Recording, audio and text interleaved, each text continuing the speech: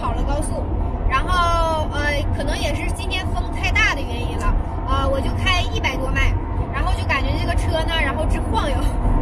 我这个车呢，正常的话也可以开到120迈，也可能是今天的风有点大吧，所以呢，我这个也只能保持在80-90迈左右，这样的话就是能保证安全一些。开得太快的话，实在是太危险了。那我这个车呢，唯一一点不太满意的就是就是这个车噪音比较大，尤其是跑高速的时候。你们仔细听一下，我感觉你们应该是能听到的。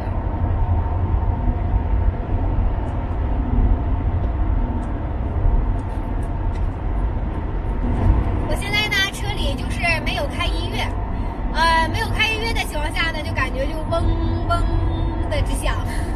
开音乐的时候呢，可能会稍微好一些。毕竟呢，这个车的价位也在这呢，咱们呢也不能要求它太高。总体来说呢，还是可以的吧。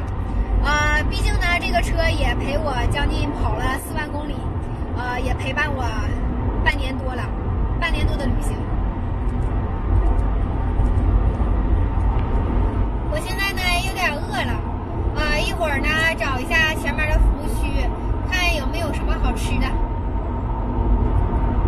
这国庆期间呢，这大车呀还是挺多的呀，可能也是因为高速现在是免费的原因。现在到达了一个服务区，我进去看一看有没有什么好吃的。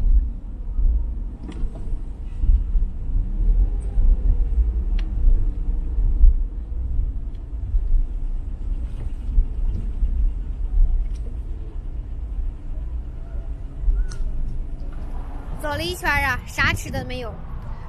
这个服务区没有超市，所以呢，我现在也只能继续赶路了。那我们平时开车的话，一定要远离大车。刚才的那辆大车呢就没有打转向，直接就并道了。我呢是在我这条道上是正常行驶，给我吓的呀。走高速不用花过路费的感觉真的很好啊。